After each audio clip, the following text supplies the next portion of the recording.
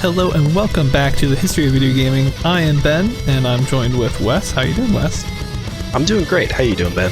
I'm doing great.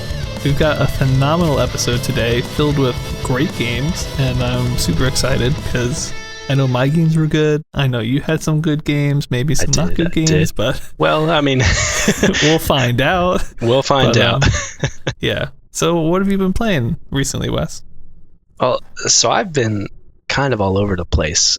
One of those moods, and I know me and you are the same when it comes to playing games, where like we'll play stuff for 2 weeks and then we'll like switch off to something else. Like we have like some standbys that we're always playing, but like I know some people who can just play one game for the rest of their life and they're good to go, but I'm like always switching. So this week was one of those ones where I played like 6 different things and was like, I don't know if I feel like doing any of these for that long. But one of the ones I wanted to talk about, because it's relevant to one of our recent podcasts, is FTL, because I started playing that again. And of course, that is the one that I gave in our 25th episode, the 10 out of 10 for gameplay. Right.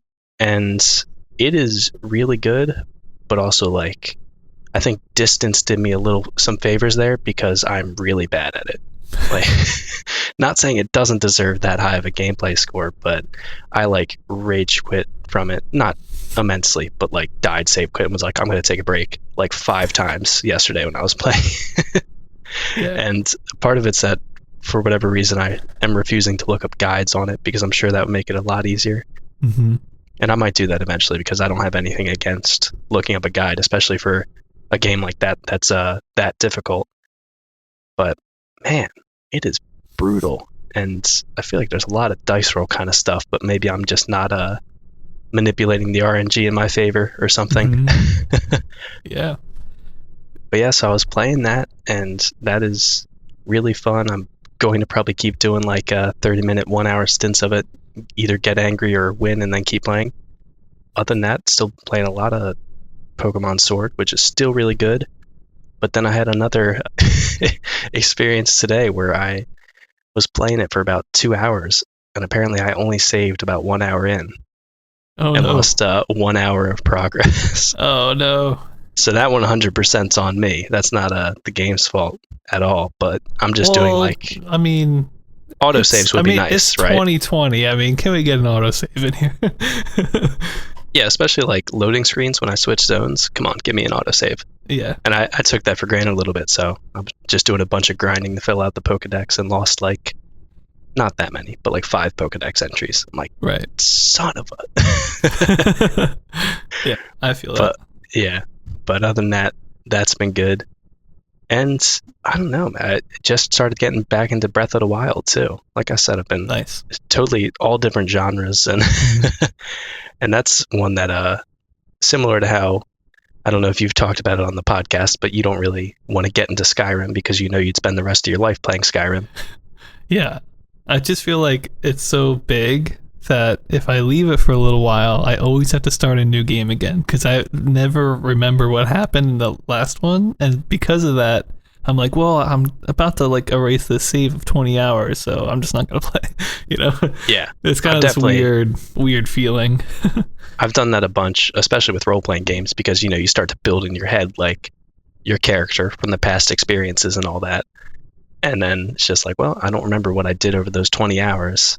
I just did that recently with Divinity Original Sin as well, because I'd played like, I did end up starting over, but I had played like 30 hours or something, and happy I started over, but it definitely like, you're like, God, do I want to play that much again just to get back to where I was before I had that last save?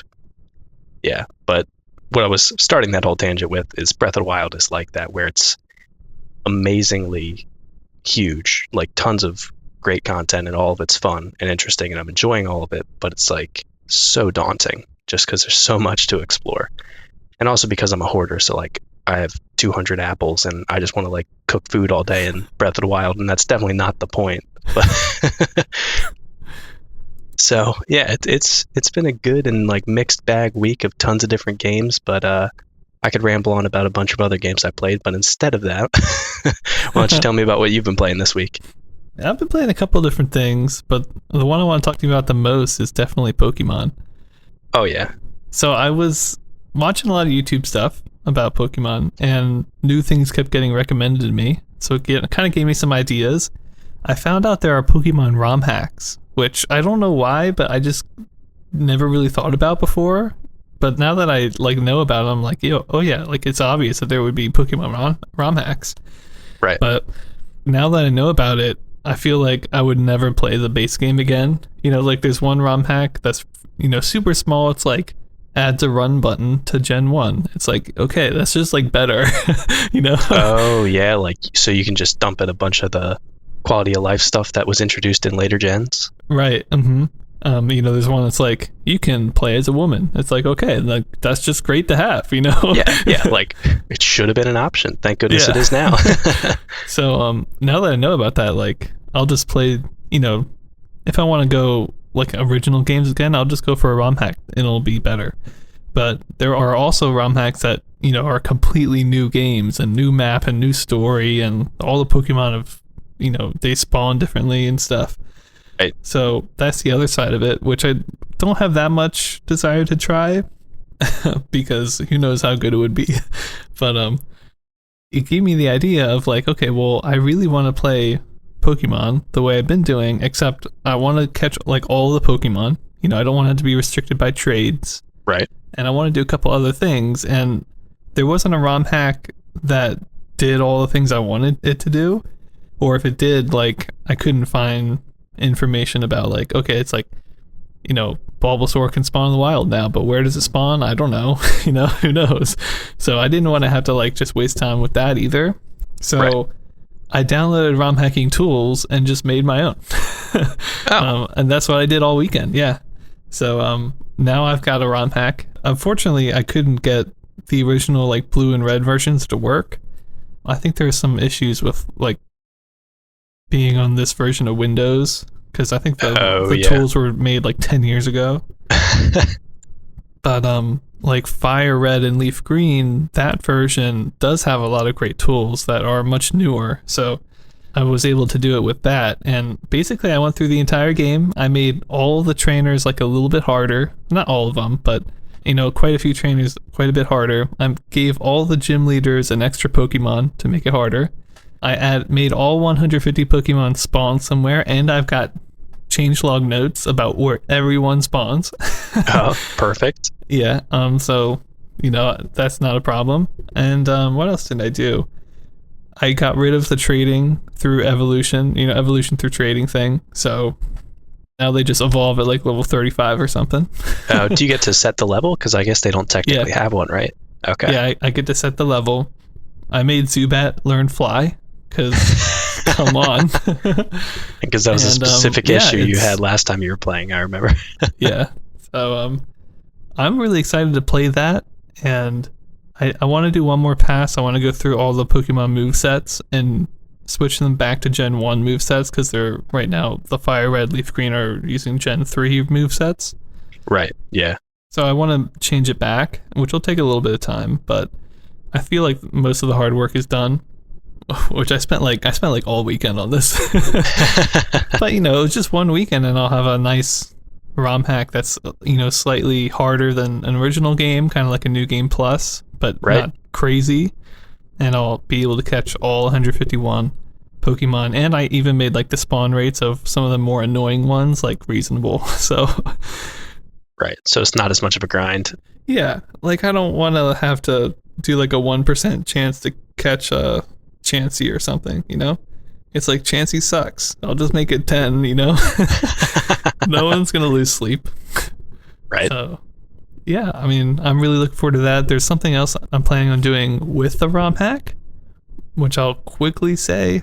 I feel like I might ramble a little bit, but I found out there's something called the Nuzlocke challenge or Nuzlocke rule. Yes, which I've heard of Nuzlocke. Okay, you've heard of it. I've never heard of it.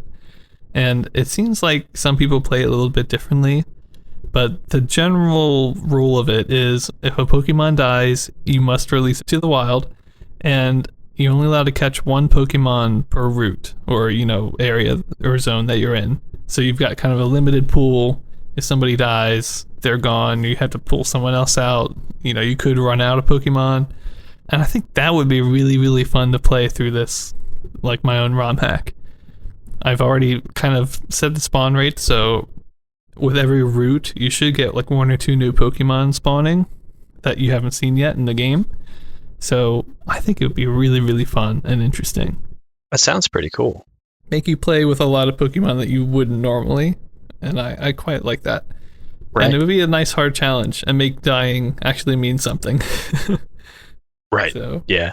I'd actually have to like buy antidotes because poison would like destroy me. But yeah, I've always played the Pokemon games in like sort of easy-ish because for that kind of game, that's the way I wanted to experience it. Right. But then I just like never use any items ever. Yeah, me too. I never use items either. And I enjoy just kind of casually going through, but I think if I'm going to play Pokemon again, because I just am going through, the original Blue right now, I kind of want a little bit more challenge, and I want to use Pokemon that I didn't use in my first playthrough, so right.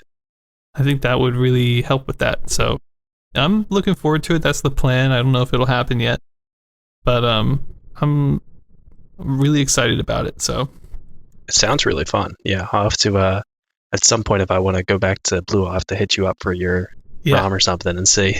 Yeah, my changelog is worth it because it tells you everything that you need to know, and every single little change I made, I've written down. So I know you take meticulous notes, Ben, which is why I would be coming to you for that. Yeah. So we'll see. Maybe, I don't know if it will be worth posting somewhere, but we'll see what happens. But yeah, let's move into the special topic though, because we don't have as many games to cover in the second half, but we do have a little bit to cover here in our special topic. So for today's topic, I wanted to talk a little bit about Midway, and I also wanted to talk about Nutting Associates a little bit because they're somewhat related, and I wanted to clear up a couple things because I know both you and I have been kind of operating under the assumption that Nutting Associates has kind of been like continuing and having their hand in things, but right, it's a little bit more complicated, mainly because there's 2 Nuttings. There's Bill Nutting and Dave Nutting, and I think we've kind of been just assuming that they're the same person. Right. Because Nutting is a very, you see the last name, you're like, oh, okay, there's probably only one of those people. Right. I guess, but no, there's 2. Did you find out if they were related at all? They are related, yeah, they're brothers. Oh, okay.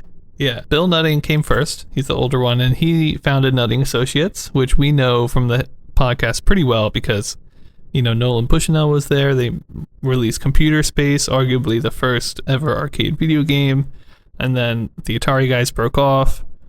From then, they had the chance to produce Pong and just gave it up. But Atari, produced Pong. They got upset. They made some Pong clones.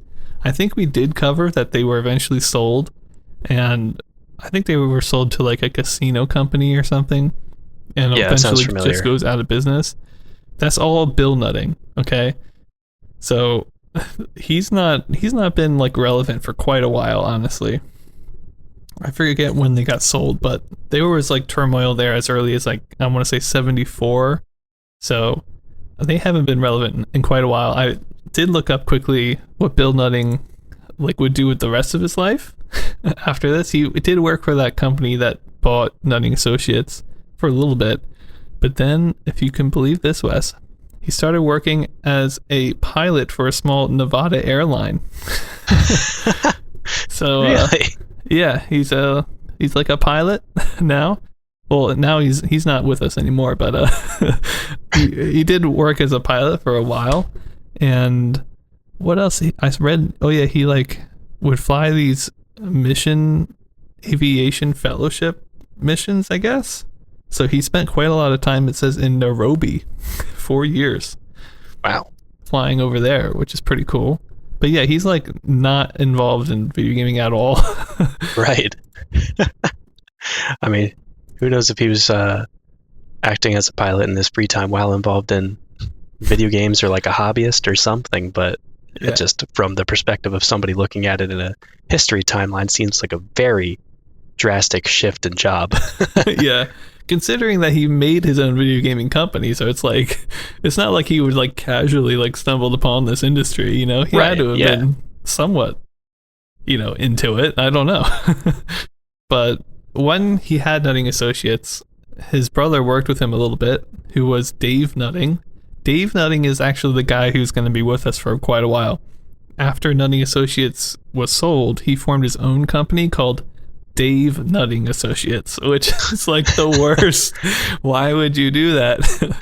So, yeah, Dave Nutting Associates, and they actually kind of got into a relationship with Midway, and that's kind of where we're gonna go here, talking about Midway, because a couple episodes ago, Chris was like, "Is this the same Midway?" It is the same Midway. This is the Midway that's currently making games, and we're gonna be talking about at least two of them today. Is the same Midway that would go on to make Blitz, they go on to make, or to license, you know, have US releases of like Pac-Man, of Space Invaders. Yeah, I don't want to mislabel it, but I feel like today they're mainly making like the racing arcade games. I don't know, but I definitely have at least seen that name around, like when you walk into an arcade. Yeah, because they're going to be around for so much longer, I don't want to get into their like recent history too much, Right, but they right. were sold to I want to say Warner Brothers like in the late 2000s. So I don't know how much they're really doing nowadays, but I mean Blitz, Rampage, you've got here like some of the Mortal Kombat games, Killer Instinct. I mean, these are like big games, you know? Yeah. And they have had a hand in them, at least in terms of publishing. They don't, you know, I think at one point they were a very large publisher, but, you know, in 76, they were a developer themselves. So a couple of the games quickly that they kind of had a hand in, also Dave Nutting had a hand in these games as well. So it was really Dave Nutting and his associates hired by Midway, who was hired by other companies. So like Dave Nutting worked on Gunfight, the US version. Oh, wow. He worked on Seawolf, Tornado Baseball, among others. We're going to talk about two more today that he worked on under Midway. And all those games I think were originally maybe Japanese releases other than Seawolf. But because Midway had a good relationship with Taito here in the beginning, they both traded games back and forth with each other across the different markets. So yeah, it was very interesting that Bill Nutting, the founder, goes and becomes a pilot. His brother actually works on Gunfight. He works on all these amazing games under Midway, who eventually becomes a massive company and, you know, kind of outlives everybody else. I think even maybe rivaling Atari at some point. So yeah, it's very interesting. And I just wanted to kind of clear up, there are two Nuttings. The original one is not in the industry. Dave Nutting is the one doing stuff. He's working for Midway. I also want to mention Midway owns Bailey, which we've seen quite a bit of, right? Bailey Electronics. Oh, okay, yeah. And I don't know if that was another one of the, like another, you know, Atari Key Games kind of scenario that they did, or if it was just they bought them later. But we'll see some more Bailey video games in the future, and that's also Midway. So there's kind of a pretty large umbrella already that Midway's got going for them. Some in-house games, some games that they're letting like Dave Nutting and other independent people do. Bailey is under them, so, and they're all also working with Taito and some other big names. So they kind of have their hand in everything, and maybe that's why they're so successful and can rebound when markets fluctuate pretty heavily here in the, you know, kind of early 80s. We'll see some dips and crashes. But yeah, I just thought it was really, really interesting and cool to know that the Midway that we're going to be talking about in today's episode is the same one that made all those great games in the 80s, 90s, 2000s. So right. Yeah, it's cool. It's very cool. And now we're actually giving Dave Nutting the credit he's due, since I'd probably been chalking all these up in my head at least to Bill Nutting. Right. Which is understandable, because why would you leave a company and then call your company the exact same thing but just put Dave in the beginning? Right. Unless it was like an in honor of sort of situation, you know? Maybe. I don't know. But yeah, Dave Nutting Associates. We'll just have to watch out for that. But I think up Right. until this point, a lot of the times when we mention, we'll be like, oh yeah, Nutting Associates also, had their hand in it. It was like really Dave Nuttings. Right. It was Dave Nutting Associates, not. Yeah. So I don't know how many times it's happened really, but At least a few. yeah, a couple maybe. But yeah, so Midway, they're making cool stuff. They're doing good. Hiring Dave Nutting, he's doing good. Bill Nutting's flying people in Nairobi, so Which is also great. Just not Yeah. something we're covering in this time. yeah. The Adventures of Bill Nutting, no. Oh, man. So New yeah, podcast. I don't know how interesting that would be. Oh, actually, on one of the sources I have for him, it does have this whole like anecdote where he got into a car crash. He like walked 2 miles to find somebody. Like Whoa. maybe he could be worth talking about more, but not really related to video games though. No. So I think we'll leave it there. I thought I had maybe more to say, but I've kind of I went think through it that's- quickly here. A brief look, give us some differentiation between the two Nuttings, and also so we can help, the listeners build the relationship of Dave Nutting and Midway in their minds going forward. So, Yeah, because we'll see both those names. Yeah, right. especially Midway. So it's really cool to know, because I wasn't quite sure if it was the same Midway or if that was a different company that came later, but it is the same one. So it's cool that they're already in the scene doing great stuff, great work, which we'll see today. So why don't we take a short listening break and then get right back into it.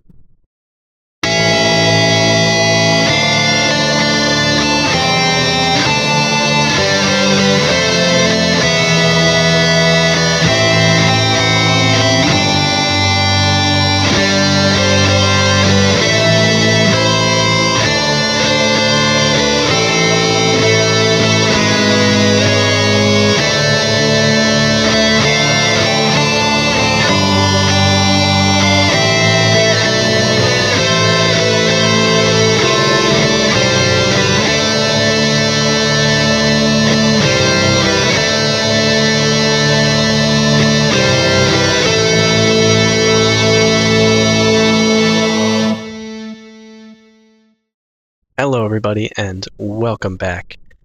I know what you listened to was just truly some beautiful music just then, but unfortunately, we're going to have to go into the real talking matter of this podcast, our video game timeline.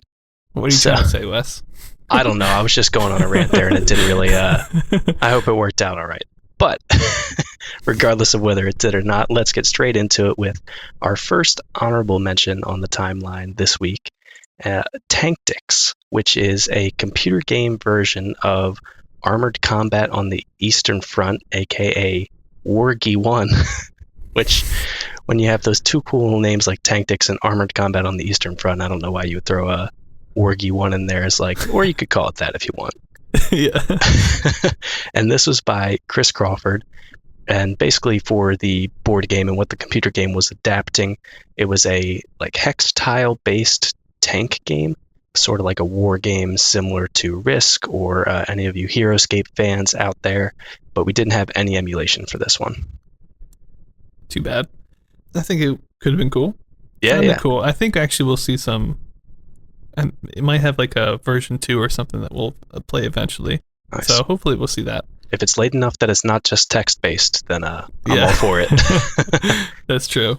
So let's move into the first game that I rated today, because we got a lot of great games today to cover. So let's get into the first game that I reviewed today. It's actually a console, and it's by URL. Some people might know it from its kind of AKA title, the Video Action 4. So it's the Video Action people here to make their last console, but hopefully their best. And I think it is their best. They called it the Indy 500. The reason why they called it that is because it's got some racing games, which to see on a home console is whoa, this could be good.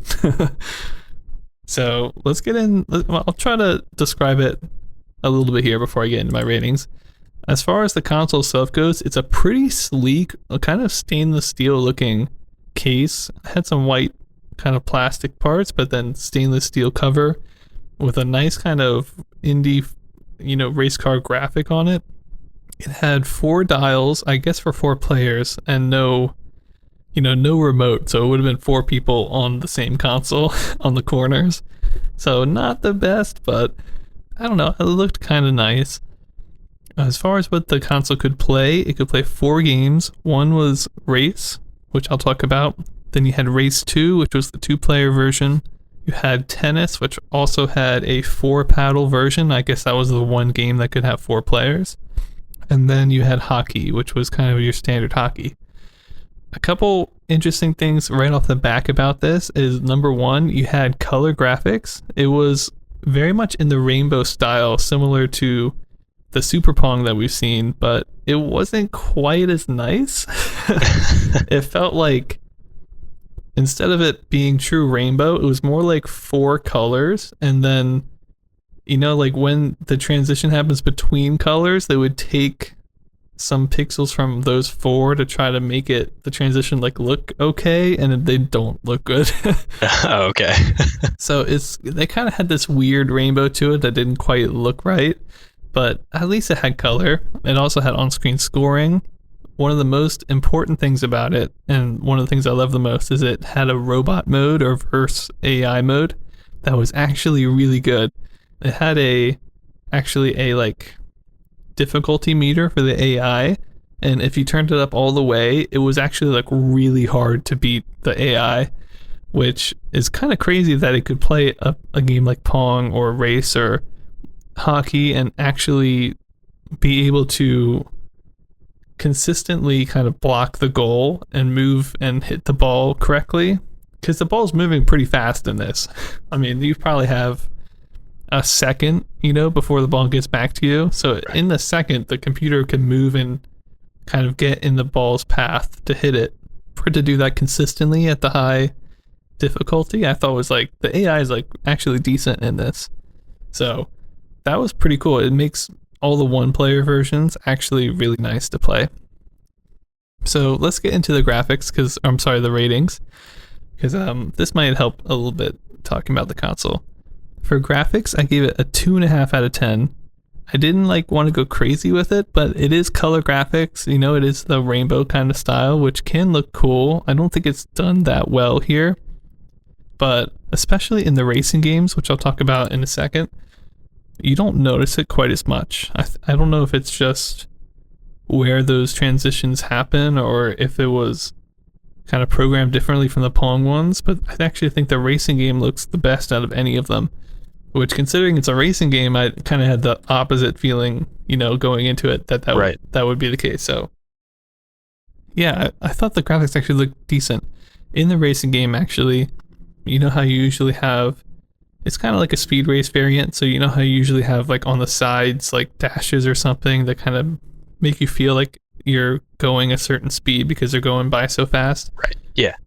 In this one, it's colored, and it's kind of stripes of different color in the bar on the side. So you've kind of got a solid green bar on the side, and then strips of lighter green that kind of move as you go faster, and that kind of gives you the speed. So to have that in color on a home console, I was okay, this is decent. But the Pong games actually look the worst, which is kind of weird. I mean, they don't look bad, but I didn't want to give it a 3. I thought 2.5 was where that's at. For gameplay, this is the one that I felt, okay, this is actually really good. For gameplay, I gave 4 out of 10. And here's the reason. The Pong, I've seen it, it's whatever. Hockey actually looks maybe a little bit nicer than normal hockey, but it's like hockey. Racing, we've never seen before. And this is basically Speed Race on a home console in color. It's how did they do this before Taito? Right, yeah. The cars definitely don't look quite as nice, but I don't think that they look bad. You've got, basically for the racing game, imagine a street. You've got 1 player on one side of the street, 1 player on the other side of the street. There are cars falling from the top as you go faster, so they'll fall faster as you go, and you just are trying to dodge them for as long as you can, which makes actually the 1-player version or the AI version pretty cool, because you can see the AI try to dodge cars, which is nice. A really nice touch. So it's basically like playing Speed Race, It doesn't quite as nice, but again, I mean, you're on a home console, and it is in rainbow color graphics and keeps score. So, Right. Yeah. I mean, I don't think I've seen anything quite like this on a home console. I think there definitely have been other racing games, but none in color, and none that I think were 2-player either. I think they were all 1-player previous to this. Since it's speed race style, you don't really get a turning of the road. It's basically straight the whole time, and you're just kind of dodging cars left to right.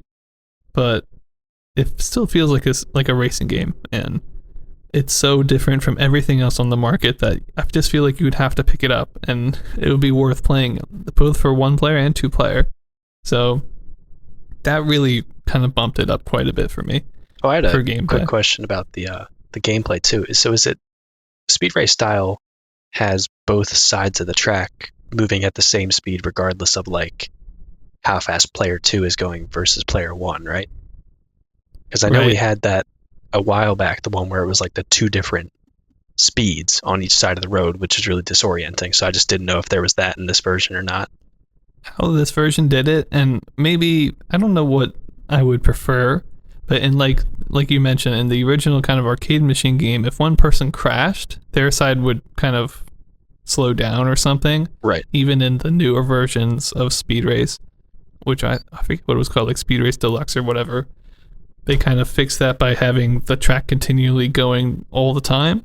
In this one, if somebody crashes, both players come to a halt. And then weird. It starts again. Yeah. So it might be a little bit harder to get sort of a rhythm going if one person's always crashing a lot of times and you're starting at 0 over and over and over again. But I don't know, it makes the moments when both players are doing well, it makes it feel like it's still anybody's game, and those games are a lot more exciting. It's kind of like if you're playing tennis and you actually get like a nice couple volleys going, you know? Right. Like the problem with like tennis would be if one person's really bad, they just keep hitting it out over and over again, right? And you can't really ever get like a fun kind of back and forth going. And this has the same problem, but you know, I don't think it's a terrible solution to the speed race issue, because you don't have that weird speed issue where they're going different speeds. Everything's going the same speed all the time. Right. It makes the audio sync up a lot better. So I don't know. I didn't mind it the way they did it, but they did do it slightly different from everybody else. Yeah, well, that's also kind of cool, and it just changes the dynamic a little bit, not necessarily in a bad way where it's like straight competitive, but it's sort of that feel where it's like, well, I have to cooperate with you enough that we're both going a fast speed, but then also I'm still competing. So I like that. That's an interesting way to do it. Yeah, I thought it was pretty nice. So let me move into the next rating here, sound. This one is kind of hard to rate because honestly the Pong games were just your classic Pong sounds, really nothing of note there. But then you had racing, and that actually had like an engine noise. Now, it's not a great one. We've definitely heard better engine noises, but this is on a home console, you know? And again, I don't think any home console has ever made any sounds come out of it that sound like this. So I thought it was like, you know, kind of a decent thing to add. And they even, interestingly enough, like when you score a point or when you crash or something in the racing game, they play like a series of Pong sounds that try to make a new sound, you know, but it's really just kind of like boop, boop, boop, boop, boop, you know. Which is kind of like what it would sound like if a Pong ball like hit paddles really quickly. So I think they did a kind of an interesting job of not only making a new sound, which is the car moving, and there is kind of like a speed up, you know, kind of slow down to the humming, you know, it increases in pitch a little bit. And then also with the crash sounds or with the victory sounds, having like reusing some sound assets from the Pong to make it have something there. I thought it was pretty cool. I only gave it 2 out of 10 though, because as good as it is to have all this stuff, the engine sound wasn't great and the Pong sounds are not that great. So yeah, I feel like they did what they could, and I'm not like upset about it, but it's not where I'm kind of expecting it to be, especially when compared to arcade machine games of similar kind of scope. So I think they did a good enough job, but only 2 out of 10. I'm not going crazy. And And then finally, for relevance, this was kind of a hard one to judge too. I gave it a 7 out of 10, so pretty high. The main reason is because of the racing game. Basically, every console we've seen this year, with the exception of one or two maybe that had a sort of racing game component, they were all Pong, you know? There are some that have light gun games that we have probably been released by this point, but we're holding them off till the end of the year to cover for various reasons. But I mean, it's really just, you know, the same games that we've seen over and over and over again. This is something new. This is something that I would assume would be in an arcade. And if this was in an arcade, just the racing game, and just like how it is exactly, I think it would be like a decent arcade machine game. So to have it on a console, it keeps score. The score is, you know, it shows up in between each death, so it's not on the screen the whole time. It's in color, has sound. I mean, I think it had to have influenced some things, and I know for a fact that it does influence things. Unfortunately, I did want to quickly say what comes next for this company, URL. This is actually their last console. What happened was we're getting close to Christmas time, and they kind of unveiled this thing. The console itself was actually, you know how we have, you know, the Pong and the chip thing. They actually made a racing car in a chip game, which is the racing games, and then they had their Pong in a chip, and that this console is actually two chips kind of like fused together to make it work. So kind of an interesting design that we don't usually see, but because of that, they kind of unveiled it before Christmas to, you know, Sears and other big stores that might sell it, and everybody was like, yeah, give me like 50,000, you know, or however many. They're like, we want it for Christmas. It ends up being really difficult to manufacture, and so they only can manufacture a little bit, and then by the time that the mass bulk of the consoles get to the stores, it's after Christmas and nobody buys them. Oh no.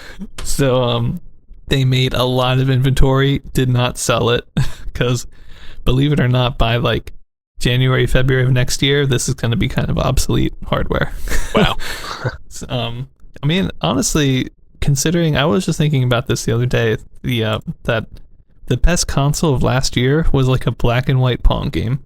Can you imagine that?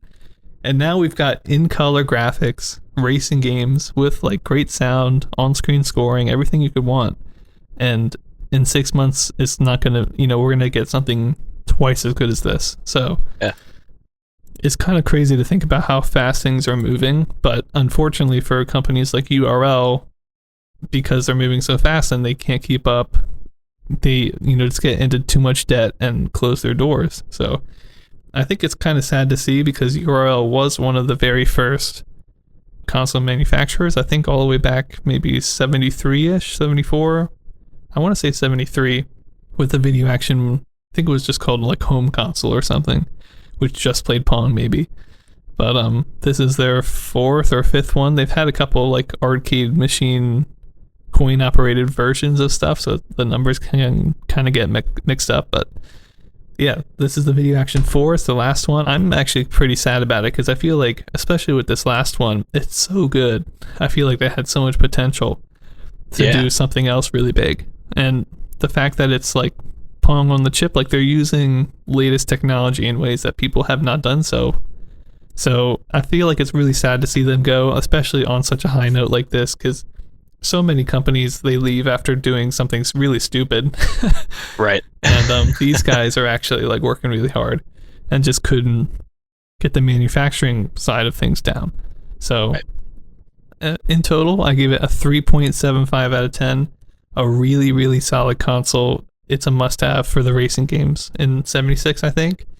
It just like, the Pong is actually where it's like the worst at.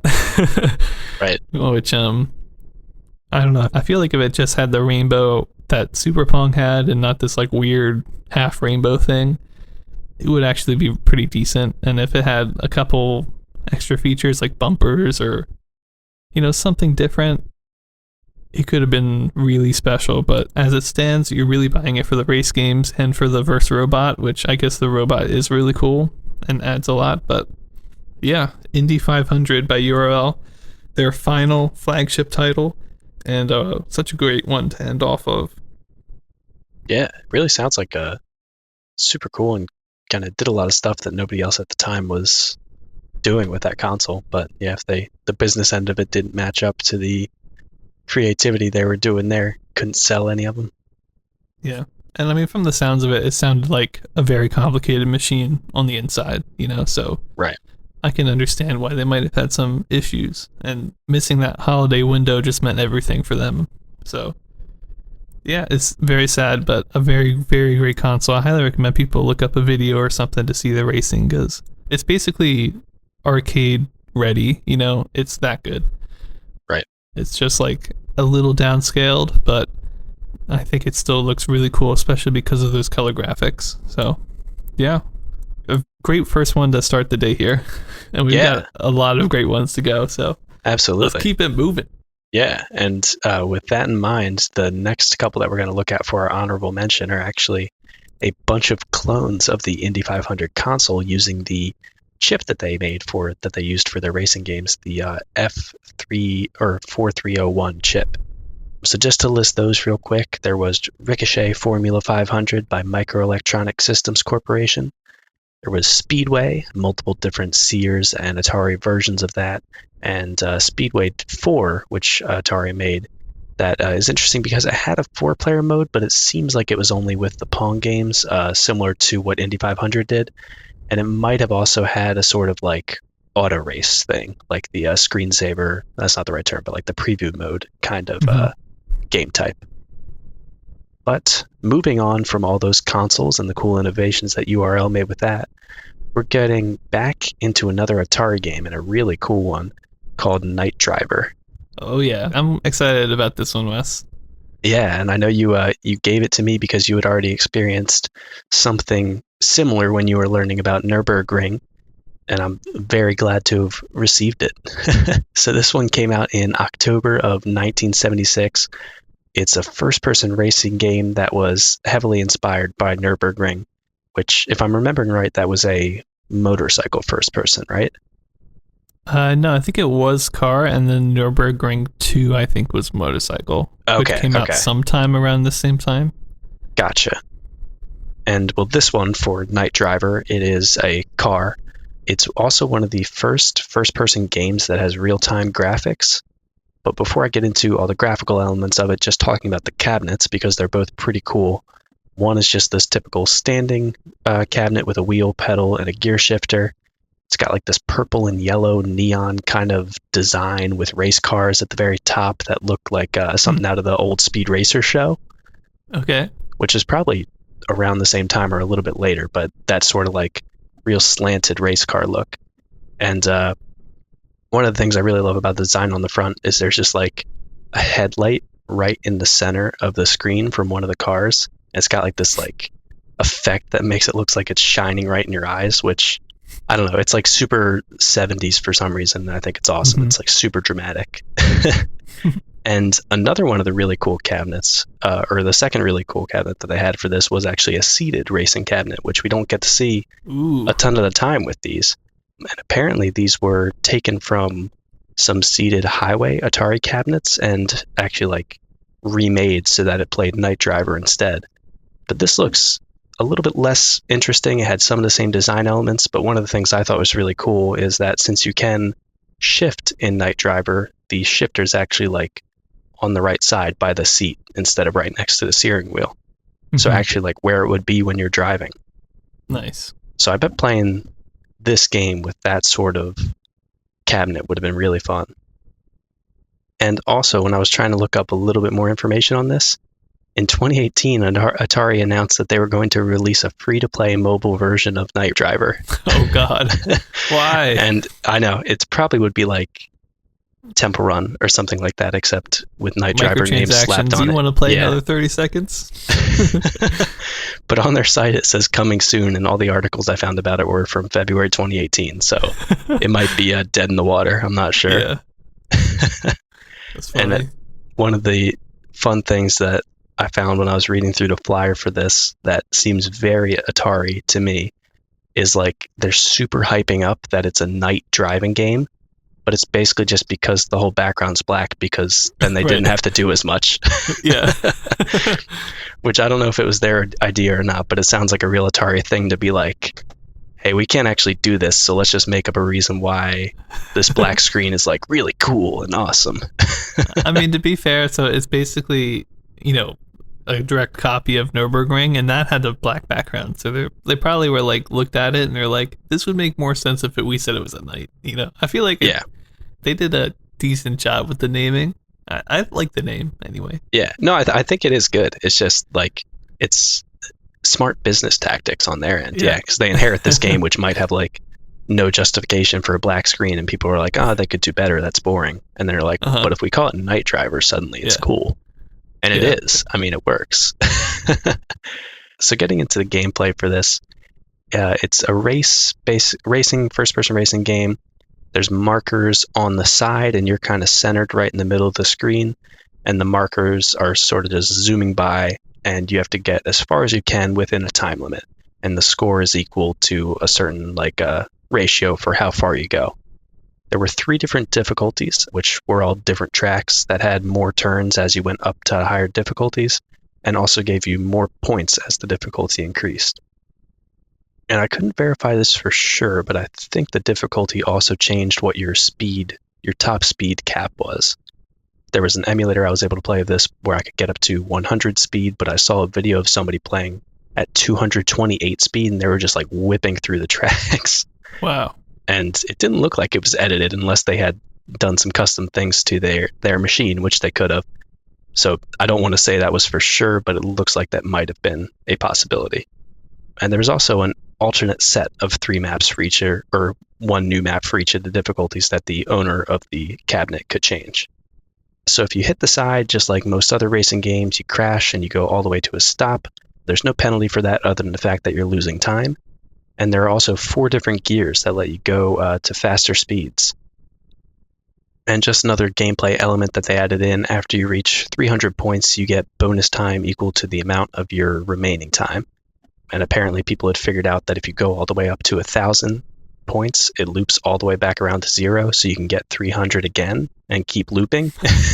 Okay. Which, I mean, I only ever got to like 120 points when I played, and I was like, okay, that's pretty good. So that's one thing where I was like, 100 can't be the top speed, because I'm getting nowhere near that.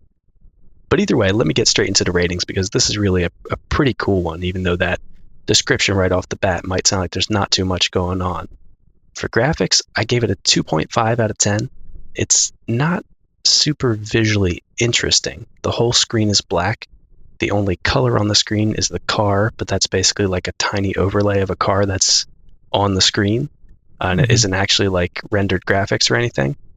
So that doesn't really count in my mind, or at least in this aspect of the game. But what I think it does do really well graphically is communicating like all the information you need to know what's going on and to have a good time with this game. At the top of the screen, there's just real simple white text that says your remaining time, your current score, your top speed, and it's all very easy to see. And the way that the markers or pylons, whatever you want to call them, appear on the screen is also really well done. It made me think of Pole Position, which I played all the time on the N64 version of that. But the markers like rush straight towards you since it's a first-person game and kind of look like they're flying past you. And it really helps to simulate that first-person sort of chase cam style view.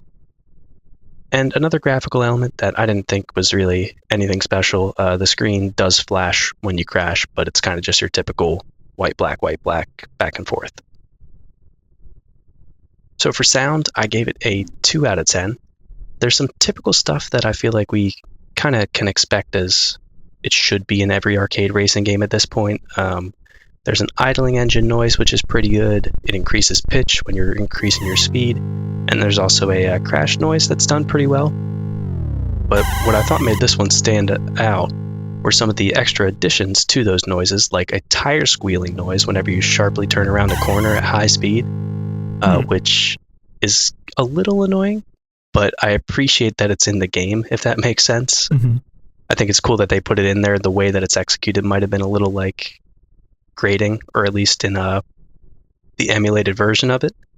But it is cool that they thought about, oh yeah, we should put a tire squeal in there to make it feel like you're really going fast. And another nice sound addition that they made for this is that there's a little bit of like a stutter or a pause in the regular engine racing noise. whenever you shift gears. So it actually makes it feel like you're shifting through all of the gears.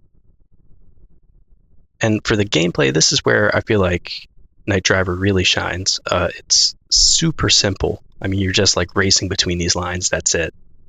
And I feel like most arcade games at the time that we've been seeing kind of have this simple going for them, but also there's some really good ones that we've been playing because they get that simplicity right in a way that makes it really fun to play. I was able to pick this up in like a minute, know exactly what I was supposed to do, and start having fun with it like right away. Mm-hmm. The steering felt really good, and I felt like I really had control where I was going. I feel like other racing games, early racing games that we've been playing or watching, it kind of feels like you're fighting the car more than you're actually getting to drive it. Maybe I'm just thinking of Highway because of the weird controls there and the sloping, the slanting road. But this, I feel like, did a really good job of how you drove and really made you feel like you were going fast and you actually had a lot of control. And so I felt like it also translated to keyboard and mouse okay, since I was playing an emulated version of it. But I got to watch a video of somebody playing it on the original machine, and he was just like whipping that wheel around to make all the turns, but it looked like it was super fun, like going at breakneck speeds and just having to turn it all the way to one side to actually make it around the curve. And it looks like if you practice enough, you could like really get it down so that you're in the top gear the whole time and just flying through it. 3 for gameplay. And so for relevance, I gave it a 7 out of 10. I think even though Nürburgring started this idea, I think Night Driver seems like it really helped popularize it. I mean, being that it was an Atari game, and make first-person racing games like even more popular in this time. It also had the honor of being one of the first-person games to have real-time graphics, and racing games are still so popular today that I feel like any of these early racing games that come out that are new takes on it or different versions are pretty relevant. And again, just that it's an Atari game. I mean, Atari is kind of showing with each new game that they release that they really have earned their place in video game history, because all of them have some innovation or are doing some really cool thing that nobody else seems like they're doing at the time. So overall, I gave it a 3 out of 10. Atari is showing that they deserve their place in video game history. Sometimes it's original ideas, but in the case of Night Driver, it's a really well-made adaptation of an idea that we've already seen. And even though the graphics aren't particularly interesting, they provide, I think, all the information they really need to, pairing with the sounds and the controls to make it a super addictive and a fun game. Nice. Yeah. Yeah, and that's pretty much what I had for Night Driver. Did you have anything that popped out when listening to it that interested you? Well, I just love this game. I think when you look at like racing game history in particular, I think it goes maybe like Grand Track 10, like one of the first ones, you know? Then it gets like Speed Race, you got scrolling graphics, and then it's like Night Driver. I mean, you're in first person with scrolling graphics. You feel like you're moving super fast. And despite the simplicity of the graphics, I actually think it has like a kind of nice looking display when it comes to how it does the pylons. You know, like what's the right word for it when they like fade into view? Like, I think it like feels very natural to play. Yeah. And that's what I was trying to describe with the graphics, where it's like there's not much going on, but what's in there is done like so well. And something I forgot to mention is that when you look further down, you can see turns coming up. Mm-hmm. And the way that they did that just felt like really intuitive. Like I saw a turn and I'm like, okay, I think I need to turn this much to make that at this speed. And usually it worked out. Yeah. So yeah, something about how they did that works super well. Yeah. And I just feel like when you play it or watch somebody play it, which I highly recommend people go watch a video of this because it's kind of hard to explain, I think. But if you see a video, you'll know immediately what we're talking about. But I just feel like it's so reminiscent of how racing games are played today that you just immediately can pick up on it, like you mentioned. You know, it's just like it feels so modern despite the very simple graphics. So, right. Yeah, I just feel like, you know, this version of racing is the version of racing that we know and we love. You know, it's not the top-down view, you know, which is all basically what we've been dealing with, with the exception of maybe, I think there's a couple Sega games, Motocross, I think that was maybe isometric or something, but it wasn't Right. like this. It didn't go this fast. You Right. couldn't go 200 miles an hour and do all these crazy things. Also, just real quick, it kind of shows how innovative Nürburgring 1 was, which is a game that we couldn't play because there was no video or emulation. But as far as I know, there are pictures of it, and it basically looks exactly like this. So I think it's kind of a shout out to that game as well. And Right. props for Atari for being one of the first to be able to make their own version that they could mass produce, because that was really the big deal with Nürburgring. Basically a hobbyist made it, and it wasn't made to be mass produced. So being able to do what a hobbyist was able to do with unlimited time and resources and make it be able to be mass produced in basically the exact same of gameplay, it's like that took a lot of skill. Yeah, and having the Atari name behind them too, to be able to push this out as a known entity and say, okay, that's a really good idea. We just need to make an Atari game for it, and people definitely buy it. So yeah, that's Night Driver. It's a real fun one. Definitely check it out. Yeah, fun to play too. So try to play it if you can. Let's move in. We had a couple clones similar to Night Driver. All of these I specifically made note of that they're clones of Nürburgring 1, not Night Driver. I think all of them came out right around the same time, and so it wasn't possible that they were clones of the Atari version. Right. It was just, I forget who it was first. It might have been, I want to say maybe it was the guys from Midway found Nürburgring 1 first, and they were like, we need this. And the other companies found out about it somehow, and then everybody made their own version. So these are a couple other versions that other people made, but they're exactly the same game, all based off Nürburgring 1. This one's called Night Racer by Micronetics. This is actually probably was developed by Digital Games, but Micronetics bought up the inventory of Digital Games after they went bankrupt. So I guess their name's on it now. I really want to do a special topic on Digital Games and this whole, what happened to them, but yeah, they're not around anymore. Now all their stuff has Micronetics on it, so right. They're kind of getting credit for this for some reason. They're like, oh, look at this. Perfectly functioning game. We just found in a closet. Let's sell it.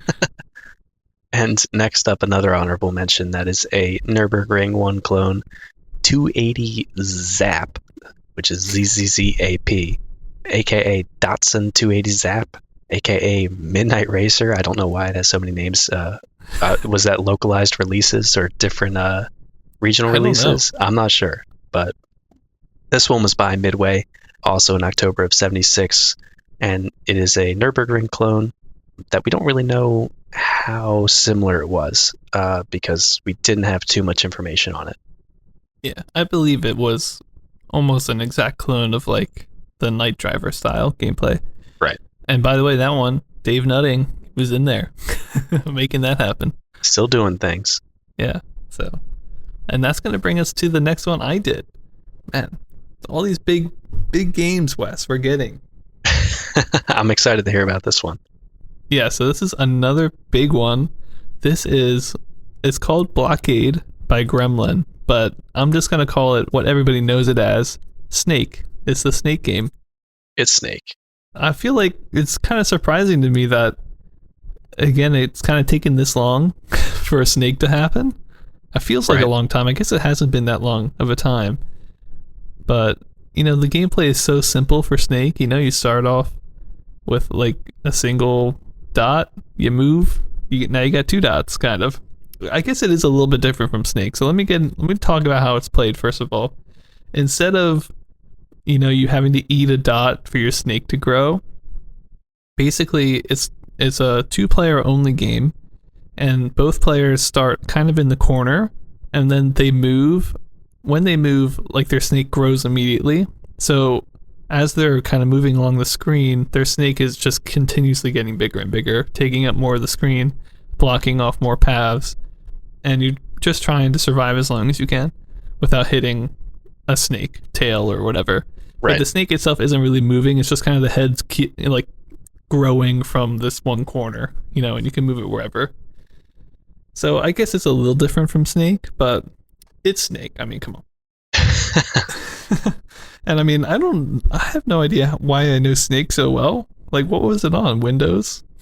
It must have been on Windows. I feel like I played a lot of just web versions of it. Yeah. I guess now it would be like Slicker IO or something, right? Kind of similar. Right. Yeah, or Snaky Bus, but that's 3D. Snaky Bus, yeah. But it's Snake, and yeah, obviously Snake is pretty important. So I made sure to cover this one. Again, it's called Blockade by Gremlin, which we haven't seen too much of Gremlin. I want to say they're a pretty new company. They might have made 1 or 2 games before this that were not as big in scope. And I want to say they have some pretty big talent on their team, like maybe like Hal Ivy joined them or somebody, someone that we might know or is coming from a fairly large company is on them. So I feel like we're going to see them more and more often. Okay. But let's get into my ratings here, because there's not too much to say about the gameplay. The gameplay I gave 3 out of 10. It's just solid fun, I do kind of wish there was a 1-player version of the game, but it's only 2-player. And I don't know, there's something about Snake that's timeless, and every game feels like an adventure for some reason, even though they're all kind of the same. Right. I feel like it's hard to have like a firm skill cap. I don't know. But it just feels like a good time, and it's the Snake game that feels just like the Snake game that we're familiar with. So it just brought back so many memories, and I think it's a very solid just game. I don't know when we get to like the 50th version of it that I'll be like the same way, but right. I'm really happy the first one's here because it just feels like it should be here. So yeah, 3 out of 10. Pretty solid. Again, you're 2 snakes. You're growing as you move, and you're hoping not to hit each other. So, but what more do you need? Yeah, it does keep score in between kind of rounds, which is nice.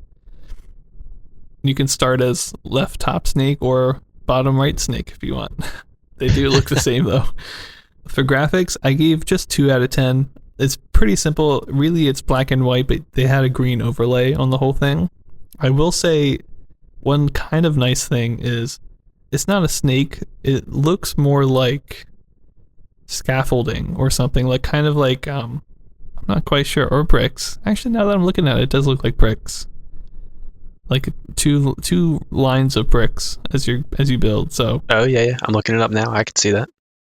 And I kind of like how they did that instead of just like solid squares, because I feel like they could have gone that route, but they decided to make it a little bit more interesting to look at, and I do think it looks like kind of nice. It feels kind of like has a construction aesthetic to it.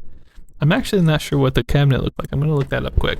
Maybe it's like building a road blockade. A road blockade? I don't know. Well, I'm looking at the cabinet right now, and I don't know, it's got some weird stuff on it. Just some like weird geometric shape looking stuff. Kind of bland. Yeah, it's kind of, I mean, it didn't really click in my head until I looked it up just now, but it has a better aesthetic than what the most basic version of this game would need, And so because of that, I thought, they didn't skip out on the graphics too much, even though for the most part, you're starting with basically a black screen. It does have a border to it, and, just 2 very small things that slowly build, but I don't know. So graphics, just 2.5. You do have arrows that point the direction you're currently building. I feel like that's kind of obvious, but I guess they're nice that they're there. So that was cool. And I think the arrows also, one of them is like kind of a filled in arrow, and one of them is a not filled in arrow, and that's supposed to differentiate the players, because otherwise they all look the same. But again, I don't really know. I feel like if you're following your snake, you kind of always got that. So I don't know how much is needed. It's kind of one of those things where I feel like they have a couple elements that maybe they don't need. They skimped out on some elements that maybe they did need, like a background. Right. But yeah, 2.5. I thought it was like reasonably nice to look at. For sound, this is hard, and I feel like this is going to be similar to yours, Wes. But for sound, I gave 3 out of 10. It's really interesting how they do this sound. I think it's pretty innovative, and I really like it, like in a concept form. Right. So, for each snake, depending on what direction they're going, they play a little tone for every time they build, and they build probably once every like 10 frames, so like pretty fast. So if like the player one snake is going down, you might get like boop boop boop boop boop boop boop boop boop, and if it's going up, it's like boop boop boop boop boop. Right. And then the same thing is happening with the other person's snake, but they have 4 different tones, and they're playing one like kind of interchangeably, like so it'll be like do that do that do that do that. I got you. Yeah.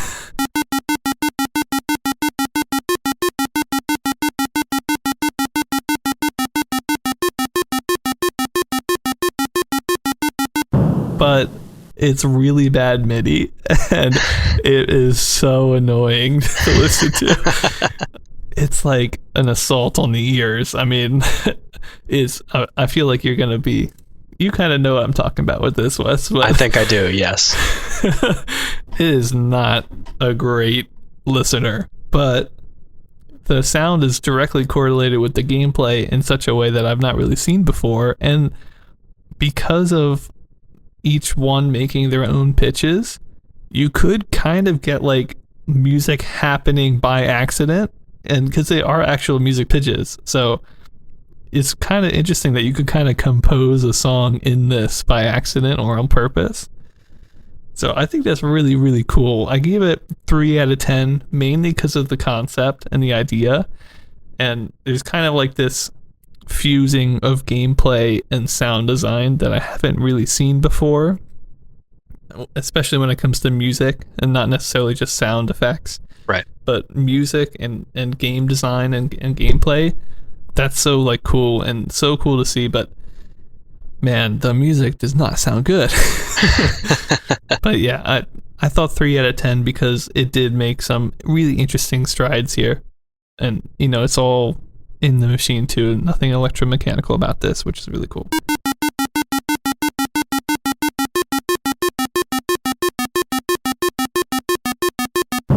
And finally, for relevance, 8.5 out of 10.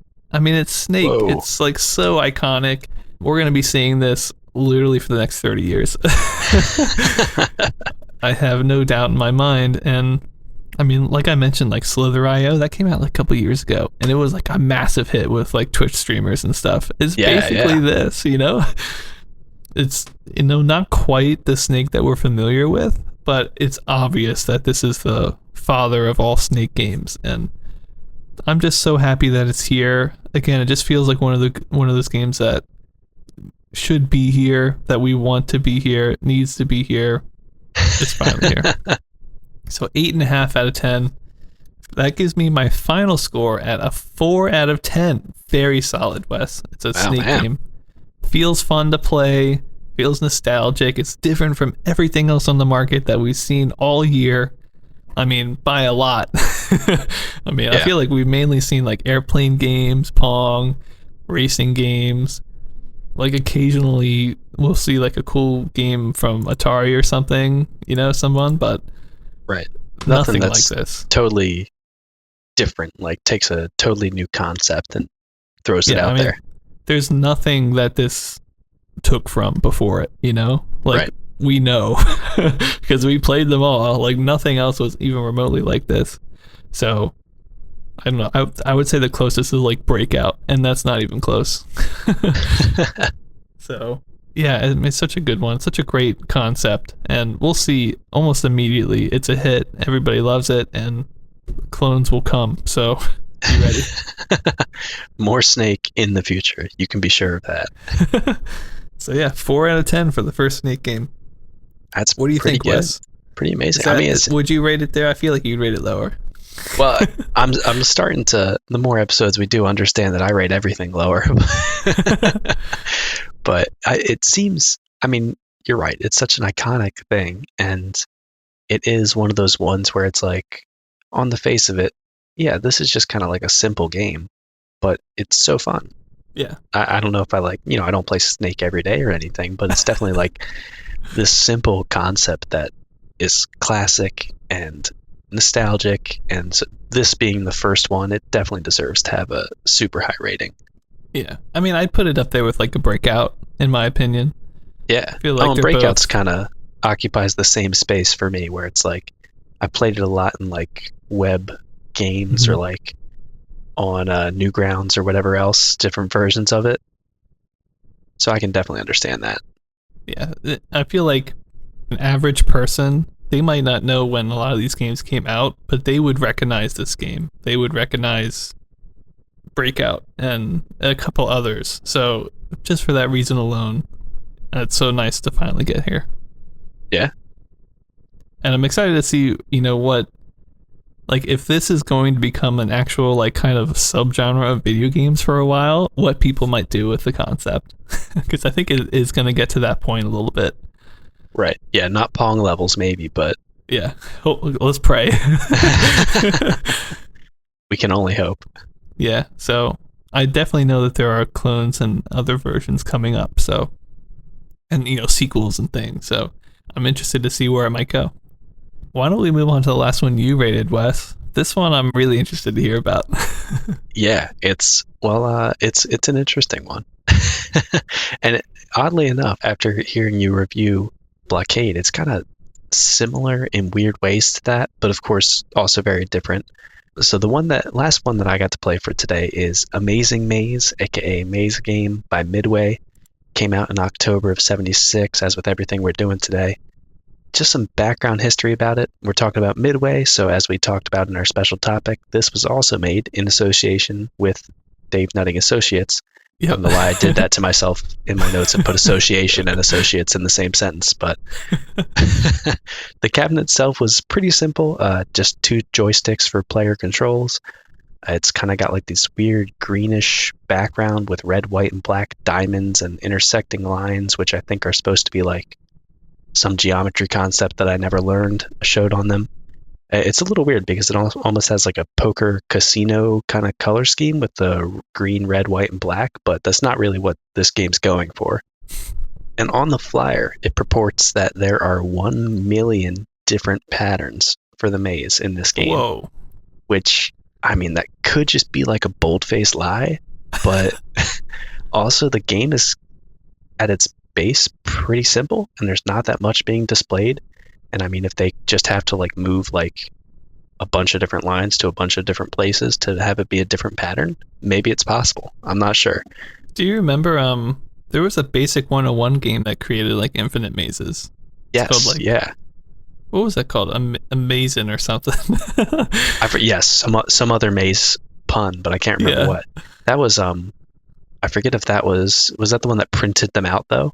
Yeah, it did print them out. So what I'm saying is I think the technology might be there. I don't know. It could be, yeah, because that one generated. So I don't want to totally say that they're lying because it definitely could be possible. If not a million, maybe it was just a large enough number. They're like, Yeah. I mean, which if it's 100,000, that's enough that Yeah. people wouldn't fault you for saying it was a million, I feel like. So the gameplay for this, keep in mind it is a maze pun name, The Amazing Maze, is that you have a maze you have to navigate through. It's either, I think it's probably randomly generated, or it could just be a very large pool. But seeing as that would probably take more memory, my guess is that it's randomly generated. And the goal of it is that each player starts at a different side of the maze, and you have to get to the position that the other player, or computer if you're doing one player, where they started. So it's just a race through the maze before time runs out. There's multiple rounds, usually 3 rounds, but I think it's a best out of 3 if you're playing against somebody else. And there's also a total amount of time to complete all the mazes at the bottom that if you don't get through all 3 rounds, then I think it's just game over. Okay. So, A little harsh. Yeah, I couldn't test that, but it was like 6 minutes and it took me like 30 seconds, 45 seconds to solve each maze usually. So Mm-hmm. it didn't seem that bad. Or I don't think it was that bad. I didn't actually test it to the extent of playing until the time ran out. Yeah. But let's get into my ratings because I feel like for this one, that's going to be the best way to describe it.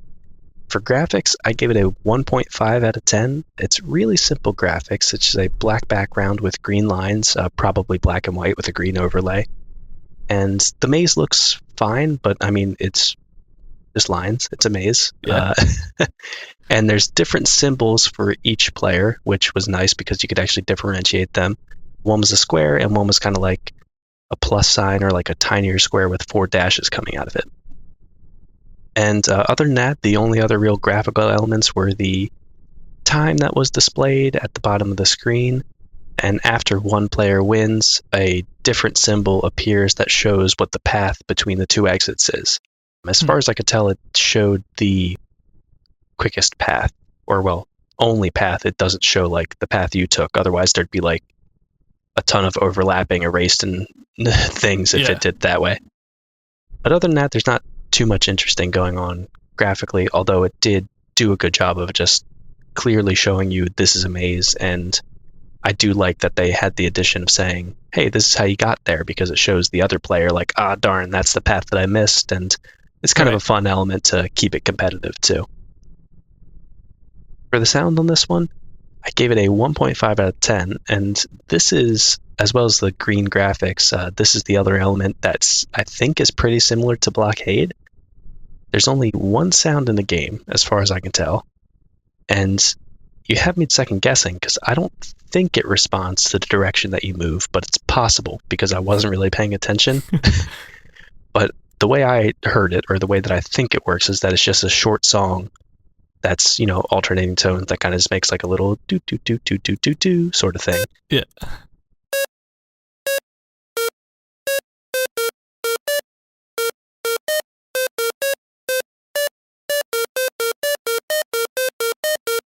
But it only plays when you move. And I think the main thing that I didn't rate this higher, because it is sort of the same sort of thing you had going on, where it's like, oh, this novel thing where it's like you do stuff and then you get a reaction of music in a game, is that I don't know what would happen if you played 2-player, like if it also plays notes, because that would be kind of cool, although it probably wouldn't sound great, or if it just doesn't play anything, because when I was playing against a computer, if I stopped, there was just nothing. Because it's not like a Snake game where you're kind of like always moving. You should be always moving in this, but sometimes I would stop to like visually look where the maze was, and it was just dead silence. Which I don't know if you're playing 2-player, or maybe that was just the emulation of the game I was playing, but I really would have liked it if there was just like some kind of music going on while somebody was moving, or like just some sound in general, because it was just weird. I would play like 2 notes and be like, oh, I took a wrong turn, look to see where I was going, and then it was just completely quiet. Yeah. So a little bit strange there, but it's a cool idea to have it based on your movement. Same with Blockade, of when it plays the music. Yeah. I can confirm that it does not change when you change direction. It's just like, it must be a pre-programmed kind of song that just pauses when you don't move. Okay, I thought so, because it seemed like enough different tones that it wasn't just where I was moving. Yeah.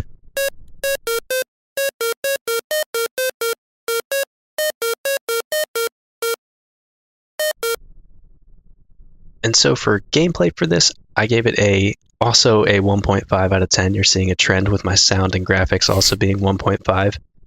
I do like that this takes the idea of solving a maze and makes it competitive, which is a totally like new way to play that as far as a video game, and also it's a novel idea of just like, hey, here's a single player solve a maze thing, because that would be pretty stale.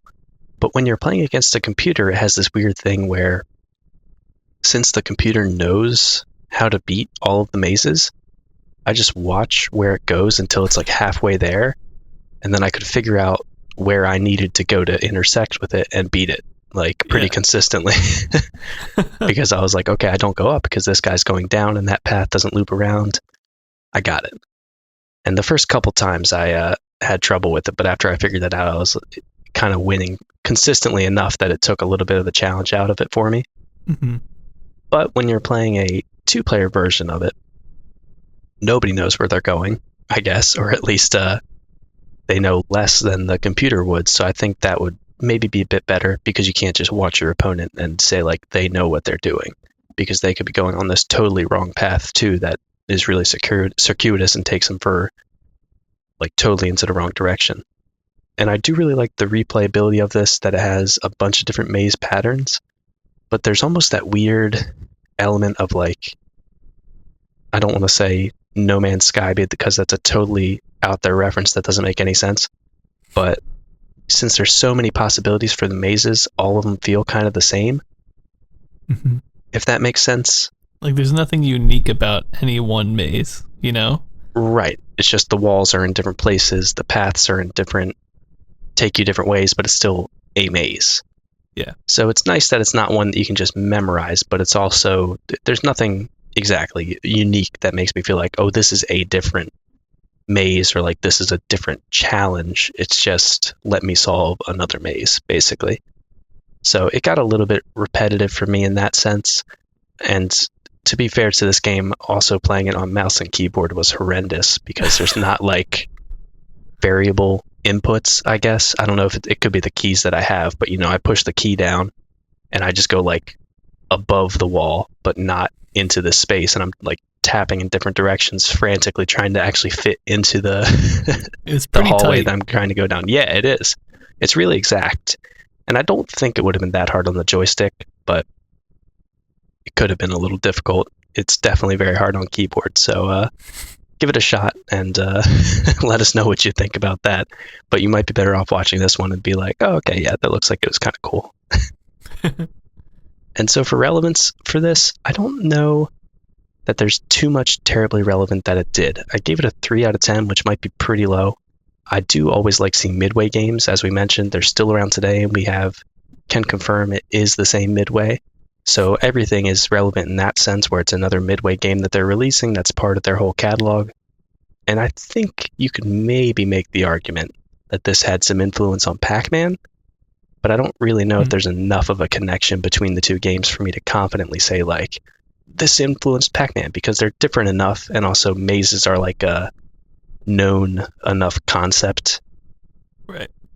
Mazes in video games, maybe, I guess. This is like, hey, look, we actually did it, because not a lot of things did it other than Shark by US Billiards or United Billiards, which had that tiny maze, which kind of sucked, and this did a lot better job at that than Shark did, at least. Yeah. Shark being our number one worst game of that year.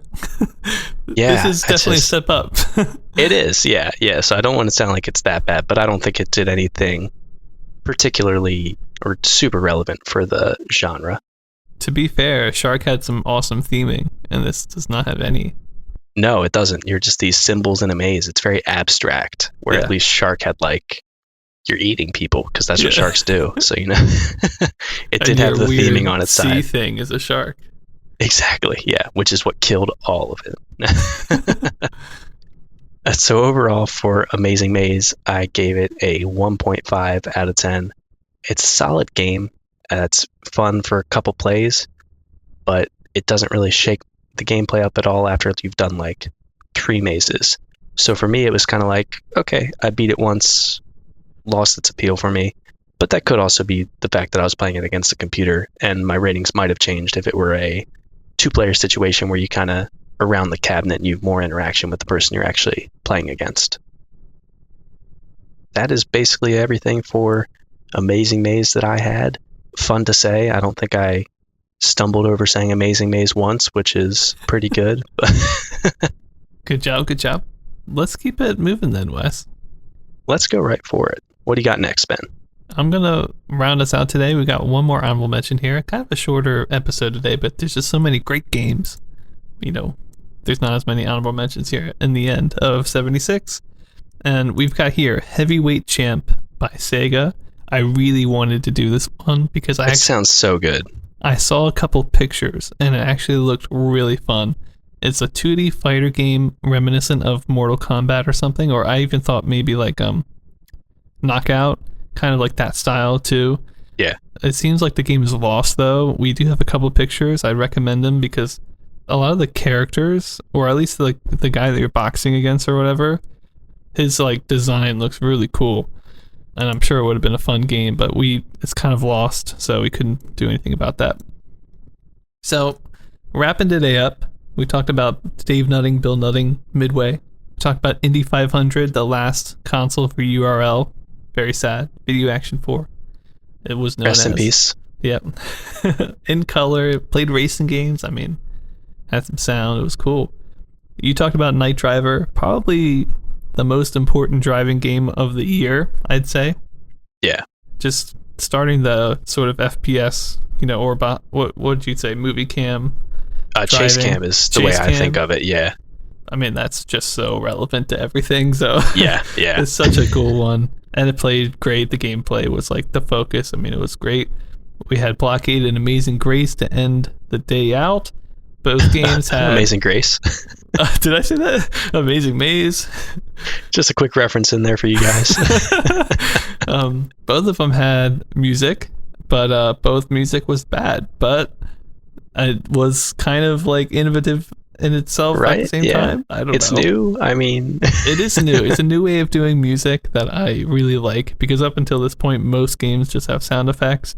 These games actually had music or some weird, bleep bloop music things, but they were pitched, and I like that. Blockade, obviously that's Snake, and it's so cool. Amazing Maze. Now I just think of Amazing Grace every time I say that. Amazing Maze, your classic run through a maze as fast as possible. So, yeah, I'm sure it directly inspired Harry Potter #4. So, right, yeah. You can see. Here's a cut to a pic of me with a bunch of newspaper clippings and red thread tied to how this connects to Harry Potter 4. Oh yeah, because I can confirm that's what all we're going to talk about now in the upcoming episodes. Yeah. And that'll do it for us today. So make sure that you check us out on Twitter, send us an email if you have any questions, and check out our website, because we're putting stuff up there about all the information and the ratings that we have for these games, so you can check back to find out more and just revisit some of your favorite games that we've covered so far. And I think with that, we will see you guys next week. Hope you enjoyed today's episode. One of the most important episodes all year, in my opinion. Yeah, absolutely. That's why there's 2 games in the title, Wes. It's that important. Yeah, so we'll see you next time. I'm sure, I don't know what's coming up next, but I'm sure it's going to be great as well. It's a surprise to all of us. Start to round out the year.